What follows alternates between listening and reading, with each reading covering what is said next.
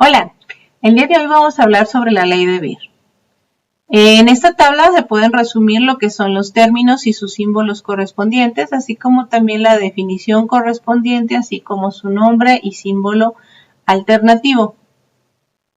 En esta imagen podemos ver todas las pérdidas del haz de radiación incidente en la celda y el haz emergente. Estos procesos se dan simplemente por la interacción de la radiación con los diferentes materiales con diferente índice de refracción en la celda. Esto es importante de considerar ya que resalta la importancia de calibrar a cero de absorbancia nuestro instrumento. En esta gráfica, como ya mencionamos anteriormente, podemos ver la relación entre la absorbancia y la concentración. Podemos ver que entre mayor concentración, mayor absorbancia, y esta relación es lineal. Mientras que en el caso del porcentaje de transmitancia, nosotros podemos observar que a mayor concentración, menor transmitancia, y a mayor transmitancia, menor concentración. Para poder entender la ley de Beer debemos empezar desde su origen. Por eso nos planteamos el haz de radiación incidente en la celda y vamos a tratar de entender los procesos que ocurren aquí. En este caso B es la longitud de la celda, el tamaño de la celda. En este caso entra el haz de radiación y atraviesa la celda y por lo tanto el material del que está hecho y las sustancias que está conteniendo. En este espacio pequeñito que nosotros estamos marcando como DX, este es S, este es el área S. Esto nos va a permitir entender qué es lo que ocurre a nivel más pequeñito, ¿verdad? Pues tenemos que la potencia del haz que entra en la sección PX es proporcional al número de fotones por centímetro cuadrado y DX representa la cantidad absorbida en la sección. La fracción absorbida será menos dPx entre Px y esta relación es igual a la probabilidad media de captura. Así, menos la derivada de Px entre Px es igual a ds entre S, donde ds es la suma de las áreas de captura de las partículas que se encuentran en la sección proporcional al número de partículas. Es decir, ds es igual a dn, donde dn es el número de partículas y a es una constante de proporcionalidad que puede denominarse sección transversal de captura.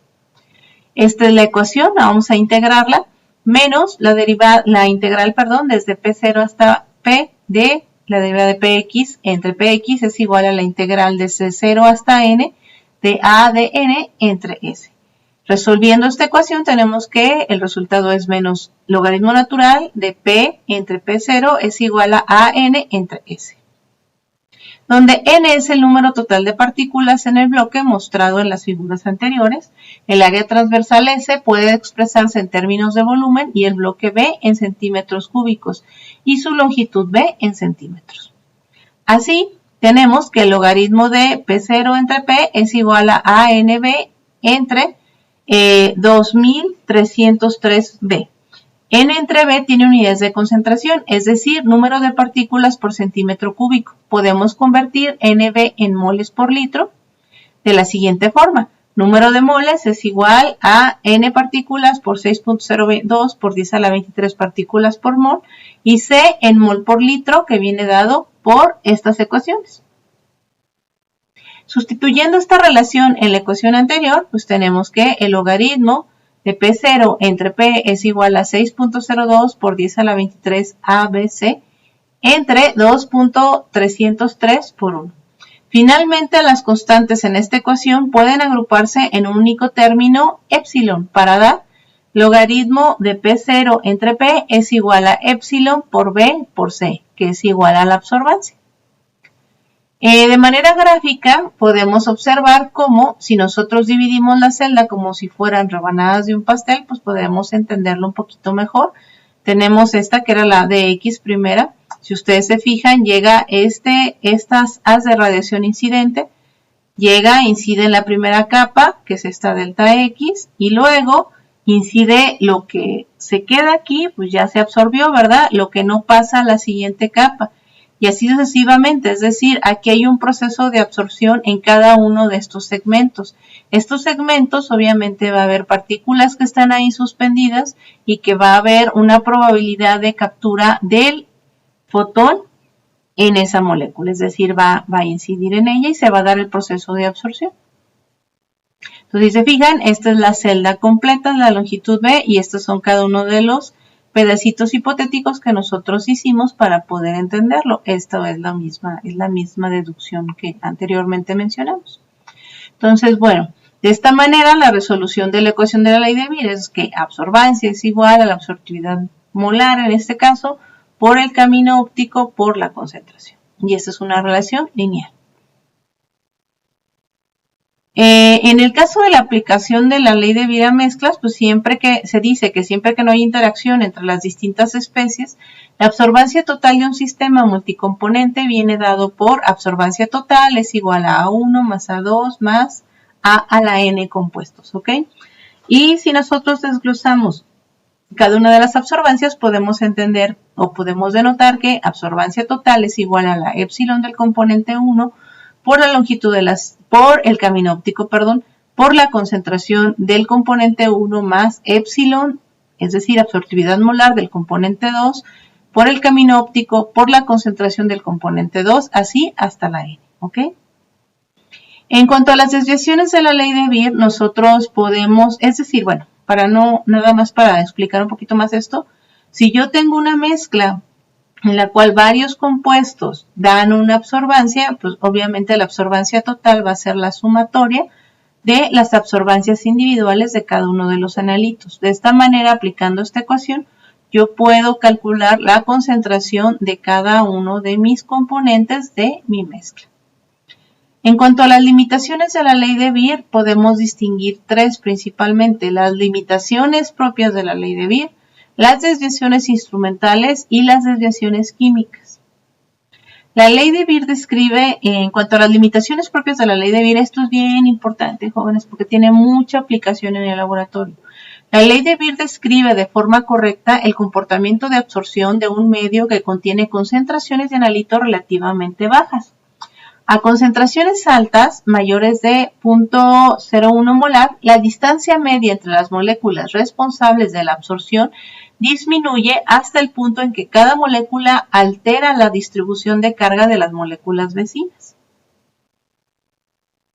Es decir, están tan concentradas que no hay absorción, ¿verdad? Esta interacción puede alterar la capacidad de las moléculas para absorber la radiación de una determinada longitud de onda.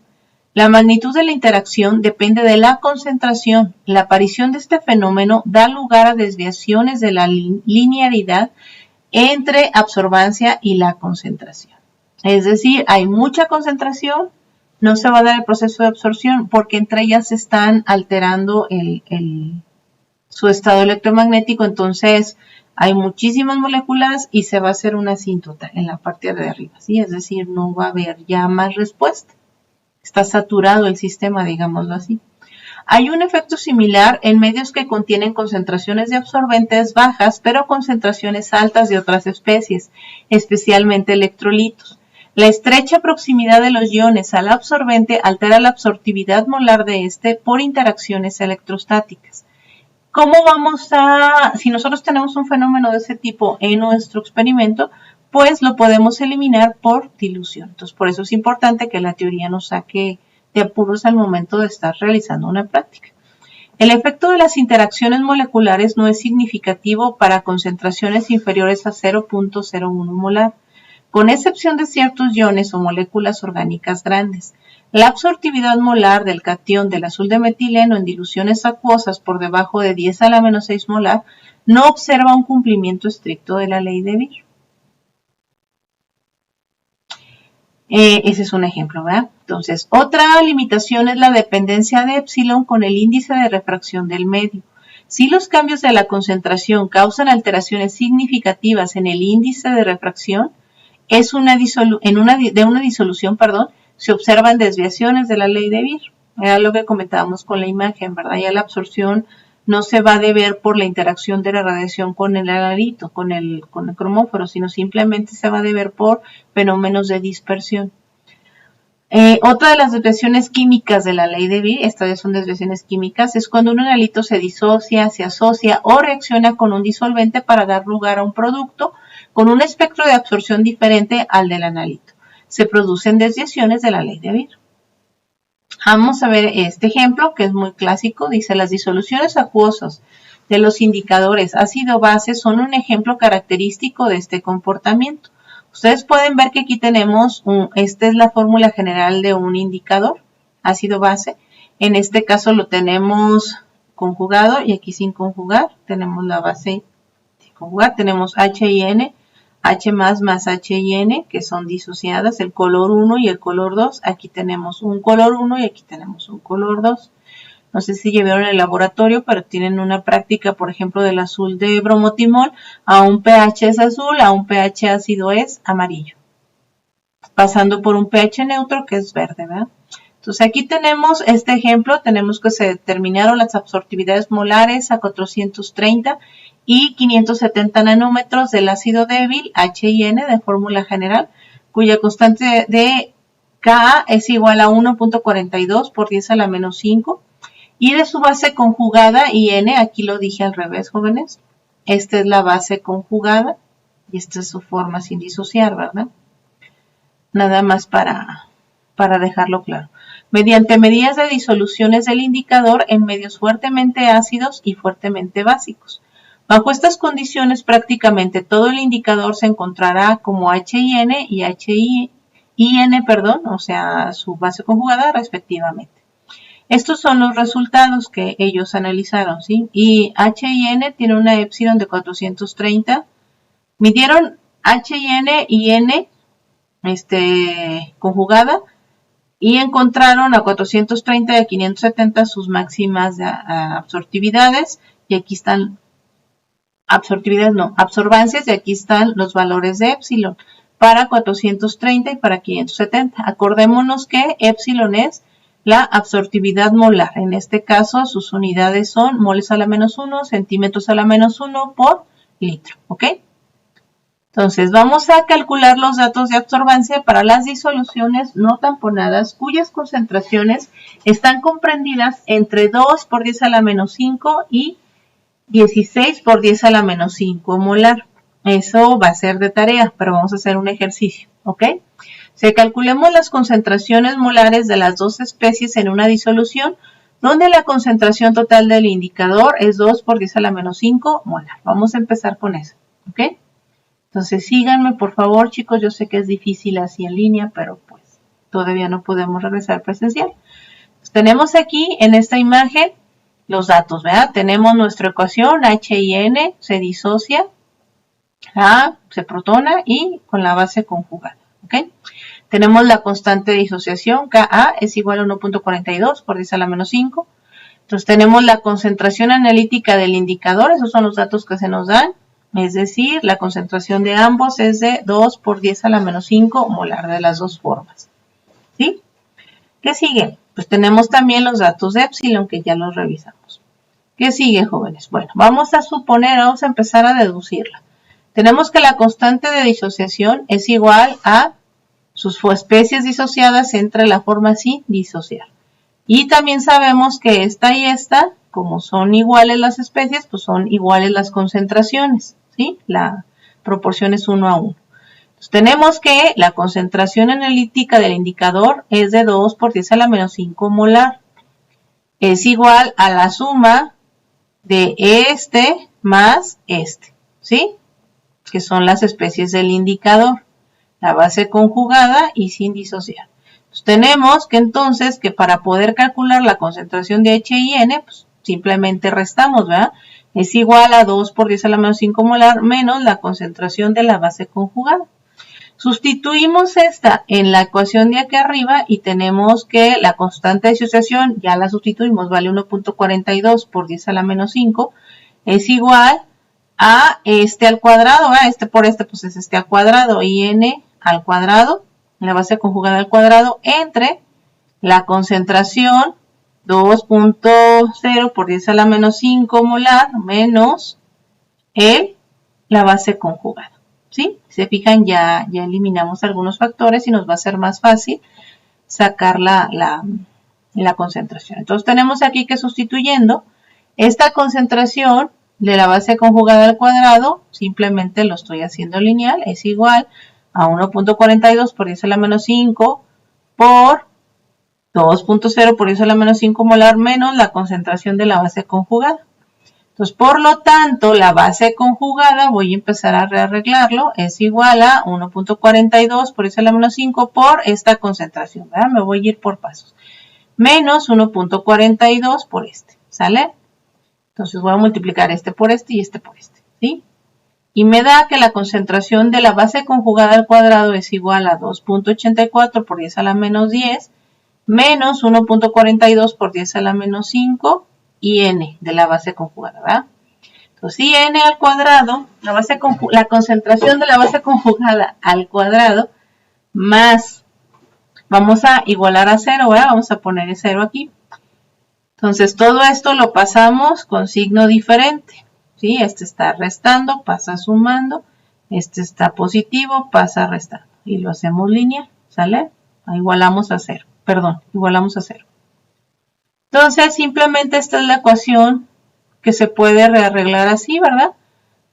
A, B y C, ¿verdad? Es esta ecuación. X es igual a menos B más menos raíz cuadrada de, esta es una ecuación cuadrática, menos raíz cuadrada de B cuadrada menos 4AC entre 2A, ¿sale? Entonces, este término de aquí, que es 1, es A, este es B y este es C. Aquí podemos resolverla en la calculadora, ¿sí? Ahí en su calculadora, búsquenle y aquí hay una manera de calcularla. Si no, se hace directamente en algunas calculadoras como esta, se saca en esta, se saca de manera automática, por ahí están las ecuaciones. Y en el caso de que no lo puedan tener con una calculadora de este tipo, pues lo sacamos con lo hacemos la ecuación normalita, ¿sí? La resolvemos así a manita o en la calculadora más sencillita.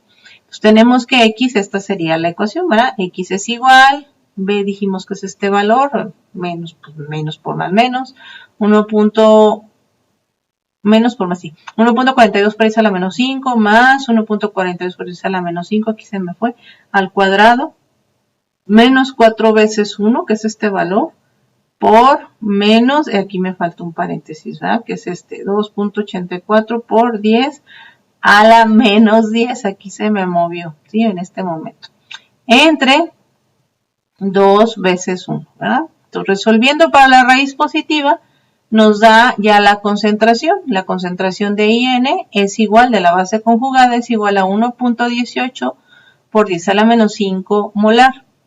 Esta raíz positiva, bueno, esta concentración de la base conjugada, es esta misma, si se fijan, 1.18 por 10 a la menos 5 molar, y por lo tanto, la concentración de HIN, que ya la teníamos acá, ¿se acuerdan?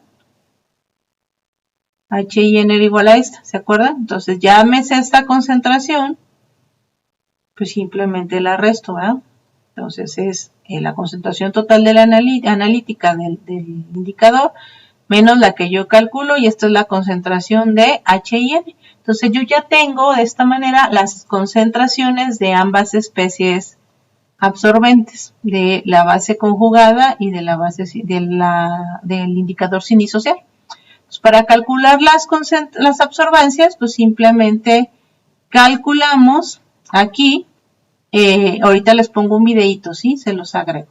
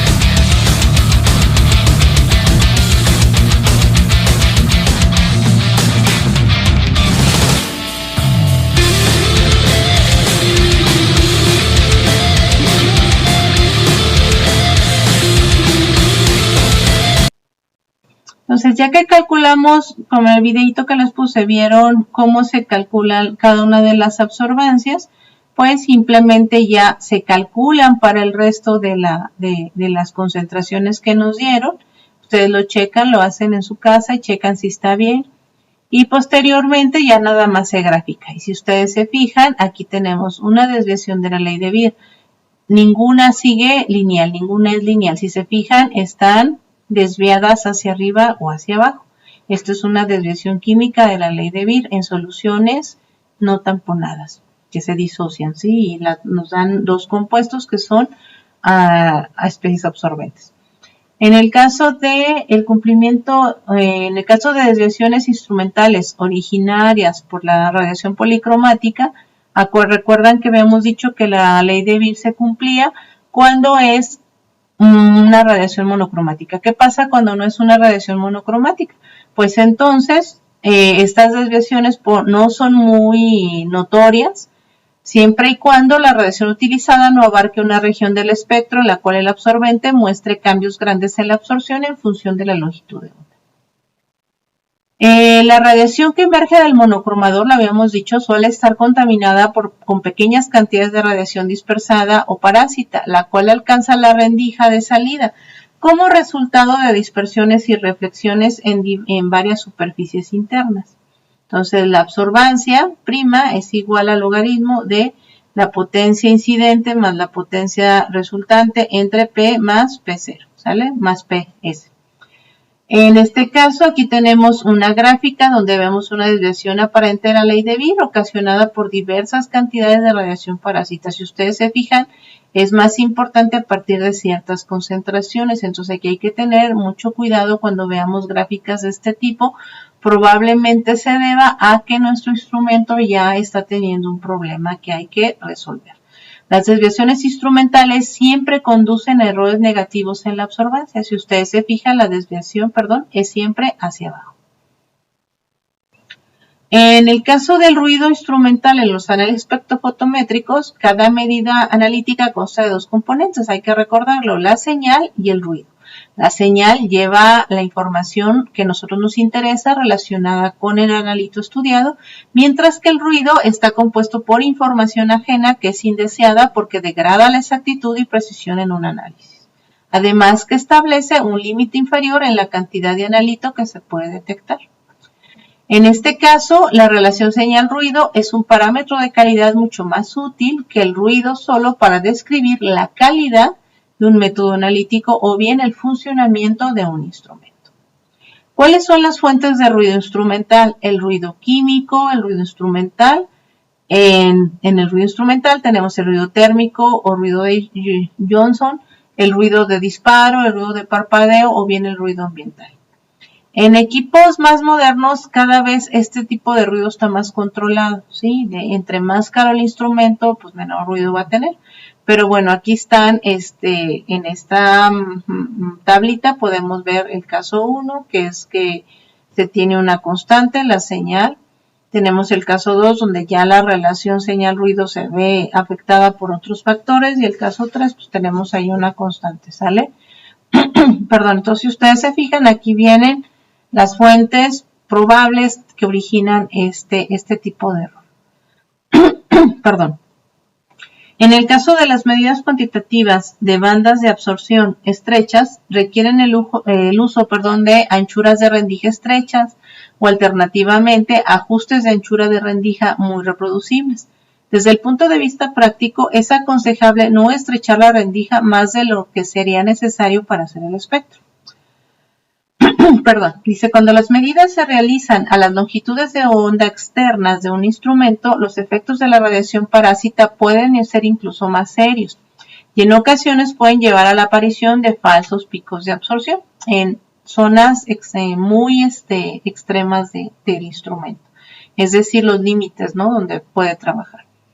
La desviación del coeficiente de absortividad a altas concentraciones por interacciones electrostáticas también se considera una limitación de la ley de Beer. La reflexión por partículas suspendidas también se conoce como una limitación de la ley de Beer, es decir, en algo que está muy turbio no vamos a poder medirlo. La fluorescencia, fosforescencia de la muestra, también en cambios en el índice de refracción a altas concentraciones, cambios en el equilibrio químico por alta concentración y por la radiación no monocromática. Ese es un resumen, ¿no?, de lo que vimos. Aquí podemos ver la radiación monocromática, como tenemos una banda B, una banda A, y aquí es donde, si ustedes se fijan, hay unas desviaciones de la ley de Beer debido a que no tenemos una radiación monocromática. En el caso de la instrumentación, vamos a darle una revisadita rápida nada más. Tenemos aquí las fuentes, que son selectores de longitud de onda, los recipientes para las muestras, detectores de radiación, procesadores de señal, dispositivos de lectura, y hay más de 1000, ya podríamos decir, modelos de equipos en la actualidad. Aquí están las principales fuentes, que son de deuterio e hidrógeno para la región del ultravioleta visible infrarrojo cercano. Este es un proceso por el cual produce la radiación. Fíjense bien cómo produce un espectro continuo, es decir, desde 160 a 375 nanómetros nada más, ¿ok? Para el visible no nos serviría, por ejemplo. En el cambio, la lámpara de filamento de wolframio, que es común para la región del infrarrojo cercano, es de 350 a 2500 nanómetros. Entonces, con esas dos lámparas se podía trabajar en esa región ultravioleta visible, ¿verdad?, infrarrojo cercano. La distribución de energía de esta fuente se aproxima a la del cuerpo negro y depende de la temperatura. Ya habíamos platicado acerca de este tipo de fuentes.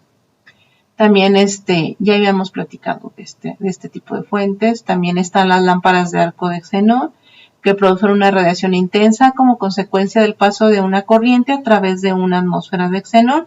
Aquí lo importante es esto, que es un espectro continuo en un intervalo comprendido entre 200 a 1000 nanómetros con un máximo de intensidad a 500 nanómetros. Esto es padrísima, ¿no?, para el trabajo del visible, por ejemplo.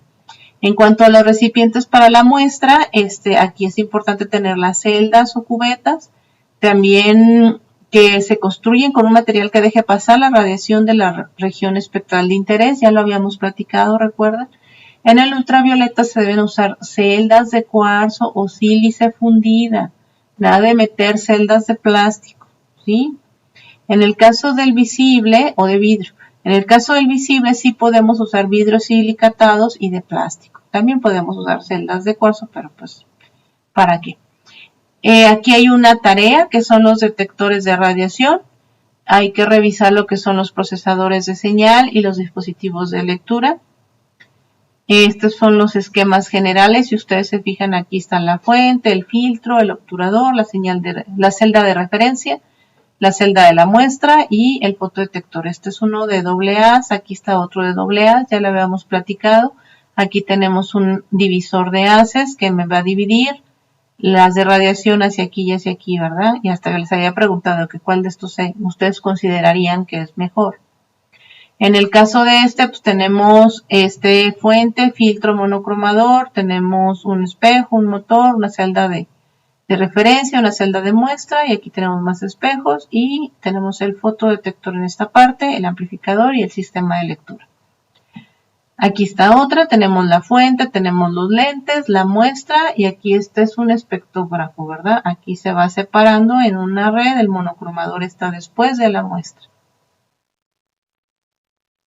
Perdón, vamos aquí, ¿verdad? Aquí está la lámpara, este es de AA, aquí también, se fijan, aquí están, la diferencia es que esta es de lámpara, aquí tenemos fibra óptica, aquí tenemos un sistema óptico, con lentes, con filtro, un diafragma, un fotodiodo, los lentes y el sistema de lectura. Aquí tenemos fibra óptica, aquí tenemos celdas de flujo, que es la diferencia. Tenemos los filtros, fotodiodos y tenemos un proceso y sistema de lectura. Se fijan cómo el diseño nos permite hacer diferentes tipos de mediciones. Tenemos por último aquí que es uno de sonda, si se fijan, sale lo que llamamos sonda. Si se fijan, tenemos lámpara de tungsteno, tenemos el amplificador, entra, llega y mide, ¿verdad? Aquí está el sello de vidrio y el espejo. Se fijan, la diferencia es que ustedes pueden meter la sonda. Y por último, si alguna vez tienen la oportunidad de ir al laboratorio de manera presencial, ahí al de analítica, pues pidan por favor que los dejen ver este equipo, que es un equipo muy viejo, si se fijan está muy grande, ya no, los equipos cada vez son más pequeñitos, con mayor tecnología y más simplificados, pero bueno, de manera general se puede observar aquí, se pueden identificar las rendijas, el premonocromador, todo el sistema óptico, aquí está el monocromador, ¿sí? Todo este es el camino, aquí está el compartimiento de la muestra, por ahí está el detector, ¿vale? Este es un esquema general de un equipo UV visible. Por lo pronto sería todo, un abrazo, nos vemos.